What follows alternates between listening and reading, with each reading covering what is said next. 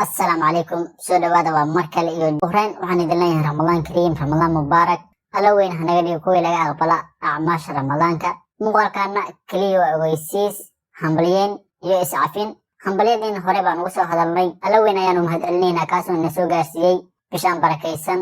khayraysan ee Ramadaanka ilaahayna hana waafajiyo khayrkeeda iyo barakadeeda sidoo kalena alla weyn hanaga dhigo kuwii ka faa'iideysta khayrka ku jira bishaan waxay ka tabanaysaan ama aniga lafteeda aan qaarkiin wax idinka tabanayo haddii adiga wax iga tabanaysa waxaan ka codsanayaa inaad iska cafiso oo haatan kadib qalbigaaga nooga dhigto nadiif islamidan anigana qalbiga nadiif ayaan kaaga dhigay insha allahu tacaala waxaa inoo balan ah bishaan barakaysan Ramadaan markay dhamaato iyo isbedel cusub ilaahay idinkii